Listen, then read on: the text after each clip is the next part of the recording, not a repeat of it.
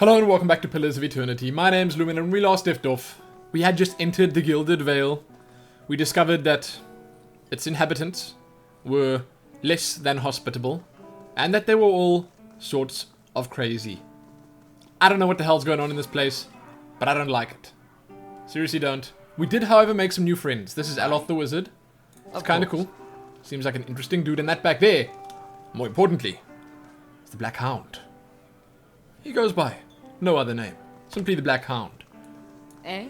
And he's just the cutest. He's amazing. Now I've got two amazing, seriously, absolutely amazing companions in the form of Nero and the Black Hound. Alice, okay. Like I said, he's a cool dude.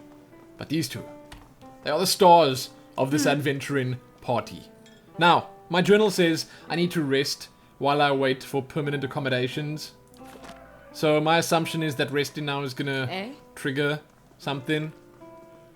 We'll see. Good day to you. I'd like a room, please. Certainly. You're always welcome. Perception and mechanics. Or resolve. I assume this is not permanent, else that would be a little overpowered. Unless it's a once-off buff. I don't know. I'm going to take the Labourer's Rest because this could potentially allow me to open the chest upstairs. That would be cool.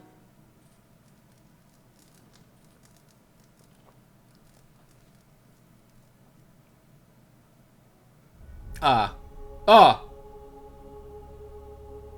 That picture kind of says it all. Your sleep is restless and fevered, assaulted by hisses and whispers, blanketed with a suffocating anxiety. That sounds terrible. You open your eyes to awaken and find yourself in front of Gilded Vale's gallows tree, the creaking of its ropes growing louder in your mind until the sound is deafening. Hanging from the tree is an old dwarf woman whose face has shriveled inward like a mouldering fruit. Her head hangs limply to one side. As you look at her, she looms larger and larger in your mind until she is mere inches from your face. Please don't picture that for me. Ugh. Suddenly her head snaps up and her eyes open, and they are empty, and behind them is a vast nothingness that makes your stomach drop. Her mouth slowly parts. With a gust of rancid air, she speaks a word. Watch her. You jolt awake, the foul smell of the dwarf's woman's breath still permeating your nostrils. Sweat runs down your face in thick droplets, and your skin is soaked from head to toe. You remember the woman. Remember seeing her decaying face when you spoke with a magistrate. Oh, he called her an animancer. That's the one. Right. Huh. That's interesting, though it fills you with a new queasy apprehension. You feel a strange compulsion to see this woman once more, if only confirm she is truly dead. She is, after all, an animancer. Yeah. So who knows? Oh, is it nighttime now? No problem. I was actually, while I started recording this episode, admiring the stained glass window and the warm light coming in there. Aha! I've got a level to spend. Oh, is that what he looks like? I thought he was slightly paler. 8 lore. That's incredibly high. So I get to choose 2 more of these. I don't know. Thing is, I don't even know what I've got at the moment. So I'm just going to choose ones that sound good. Wasn't Mirrored Image always good? Necrotic Lance. Rolling Flame. That sounds good. Fetid Caress. What's Combusting Wounds? Huh. Binding Web. I like the idea of that. So I'm going to go for Binding Web. It gels nicely with the fact that I've got a ranger in my party. I am a ranger. I don't think I want combusting wounds. So... what else will we take? It's necrotic lance. What does he specialize in? I wish I knew.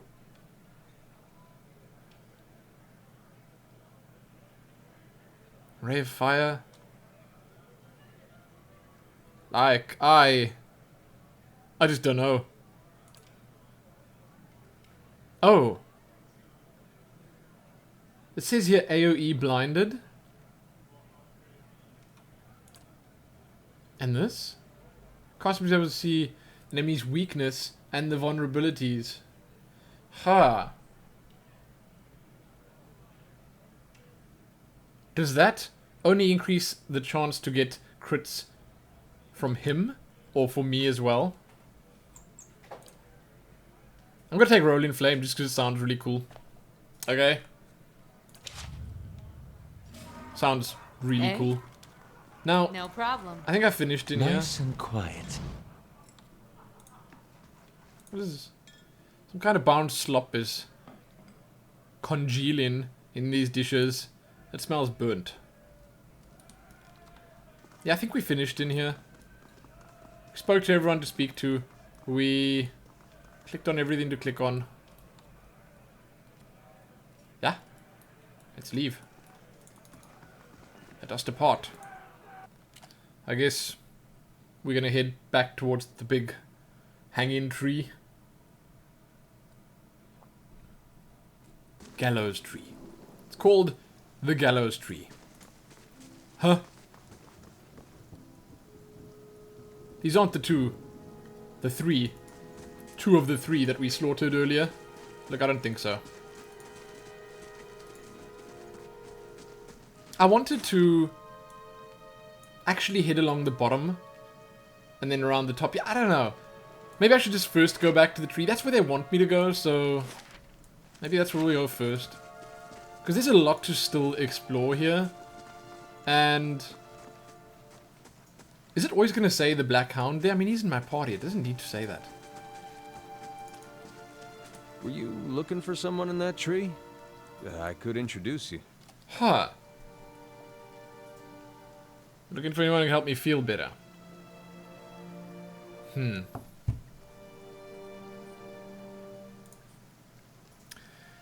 gives an understanding nod. He takes a long drag from his pipe. My condolences. He exhales and turns his attention away, watching the village around him.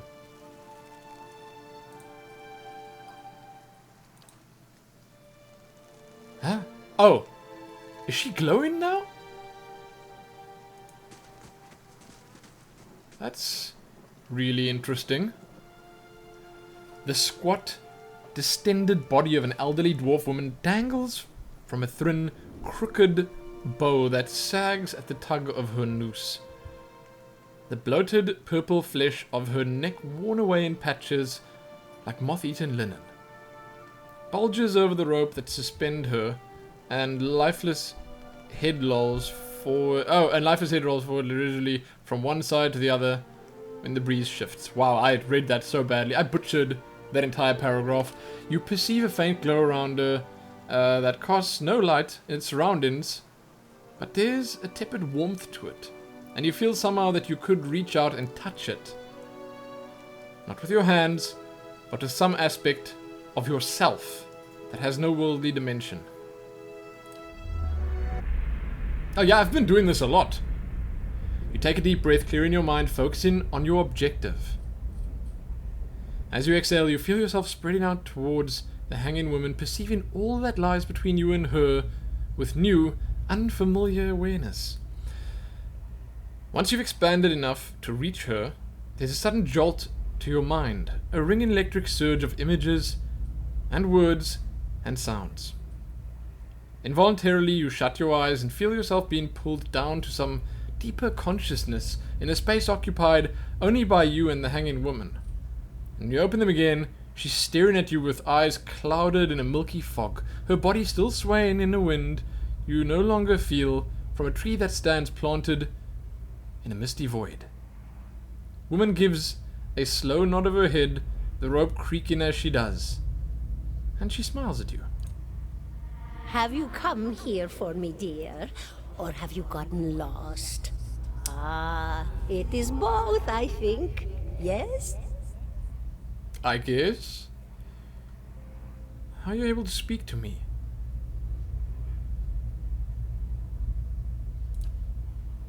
Is that what we're doing?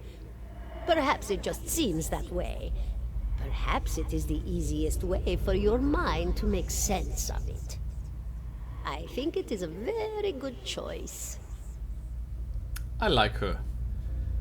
Am I imagining this? No, I think not. A pity that. It would be simpler. A mercy even. To not have to wander anymore, no? Alas, we are here, you and I. Wherever here may be. Okay. I need to understand something that's happened to me. She nods, a look of pity on her face as though consoling a child. The world looks a little different than it used to, is that it? Feels like you're noticing things for the first time that have always been there. You have seen past the shroud. It only takes an instant. Your soul remembers, yes? Remembers how it sees when it leaves the body, like being reminded of a dream you had forgotten. You are a watcher now, and a watcher you will stay. A watcher? What's a watcher? What indeed? Long hours have many animancers spent studying such things. Not I, though. Not I. I'll tell you what I know, though, since fair is fair. And here we are, visiting, you and I, and it reminds me of better times. Seriously, anything should be reminding her of better times right about now, seeing that she's actually rotting up in a tree. I'm sorry, that sounds a little insensitive, but come on. Souls pass on. Some say through Audra stones, which are the blood veins of the world. They leave the world for a time and are reborn into it, sometimes more than they were before, but usually less and seldom the same. For all souls there is a time where they do not live, yet have not passed on, and those souls roam the world, same as you or I, either leaving or lost. But no one sees them because they have forgotten how. It's interesting that she says that because I've been seeing a lot of weird stuff on the way here and in this town already. A watcher sees, though, knows what to look for. And sometimes they know a person just by looking at them, know where they've been in ages past when their bodies were other bodies. See memories even their owner can't recall. A wonder to behold when all goes well. A wonder! When all goes well. Seriously, you're telling me that now?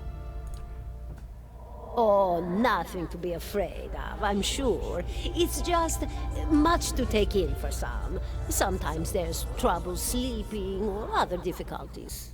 Yeah. She smiles reassuringly, fanning out a tuft of long whiskers that sprouts from one of her cheeks. You should see old Meerwald. He could tell you much more than I. A watcher just like you. Helped many in his day. Took up in an old keep no one would claim. Not far, not far. Kadnua, beyond the Black Meadow. He will welcome the company. Kadnua. Beyond the Black Meadow. Nice, okay. So, I've got an objective now. I think I survived a Beerwick. You know why that would be? Did you now, dear? My, that would be something, wouldn't it? Could be luck, could certainly be. A storm can be a careless thing. Or maybe it got its hands around your soul but couldn't pick it up. A soul can be heavy if it stayed in one piece through its time. Strong souls, we call them in the trade. Cold, I mean. Call them. Those days are all behind me, no? You said souls break apart over time? Oh, yes. Entropy. Rimagan's work. We know little of why or how. We lose pieces of ourselves when we die, and pick up pieces of others when we are born again. But less than what we lost.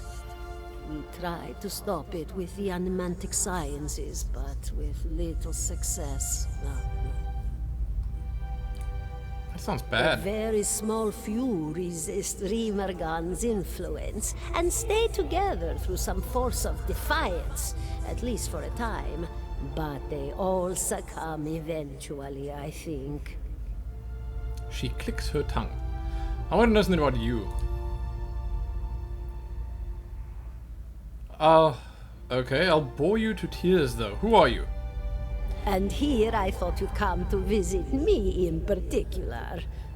Caldara de Baranzi, of the Valian Royal Academy of Animantic Sciences.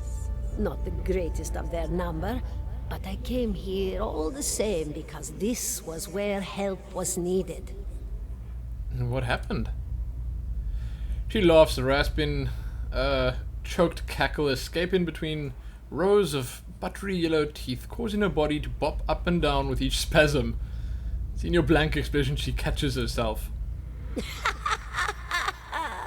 Oh, come now. Such a question. As though the answer were plain as a rope tied for strangling. Allow an old dwarf her last bit of cheer. She's taking this very well. I came where I was needed, didn't I? Offered my services to Lord Radric for a pittance. A humble pittance. I was to examine the Lord's wife, see why the gods have seen fit to poison her womb. Studied her for months, looked high and low for impurities, tested her valence, the permeability of her essence. Do you know what I found? Tell me. Nothing at all. A healthy woman, head to toe, blessed with a beautiful soul. Such a sweet woman, too. Meek, but warm-hearted. A few months' time, and the lord of the house demanded answers. For a time, I told him what he wanted to hear. Oh, yes, my lord. She is riddled with imbalances. I must have time to cure her. As the birth drew near, he grew impatient, as lords do. And this is where I've ended up. So, she probably shouldn't have lied to the Lord. But then again, even if she told the truth, he probably wouldn't have accepted it. What's an A animancer? student of the soul. Something so basic, yet so poorly understood. But so many breakthroughs have been made in my lifetime. Had been made. Had been. To hear the locals tell it, we're a gang of soul manglers that preys upon the weak-minded. And the worst of us are. But the best of us? The best? Inspirations. Miracle workers. My parents were soul twins. Miserable before they met, empty inside. It was an animancer who helped one find the other. Turned their lives around. You wouldn't believe the stories. Amnesiacs helped to remember their lives. The suicidal brought back from the brink of oblivion. The elderly afforded extra moments to say their goodbyes. How soon we forget when we're afraid. It's a fascinating science. A fascinating time to be alive in a place like Deerwood that does not control the research, no? I love the Valian Republics for many things, but their recent caution will leave them behind, I fear. Huh. I had other questions. And I'm done. Interesting lady. Goodbye, my dear. It was lovely visiting. Kalara closes her eyes and her head slumps forward over the noose, and your surroundings seem to bleed into your vision from some unknown place of waiting. Are you alright? You seemed lost just now. I'm a watcher? Do I just straight up tell the dude that? I mean, I think I should be trusting him. Oh, that's interesting. Of course. And I expect that explains how you survived the bivouac. In any case, I appreciate your honesty. Since we're traveling together, it's probably wise for us to share these things. Oh, you see, now I get to ask him about the watches. Only that they're rare, and that they seem to have unique insights into certain soul conditions. As you just demonstrated. Yes, let's continue on. Enough of the soul talk. Sure. The soul chatter. 17 and a half.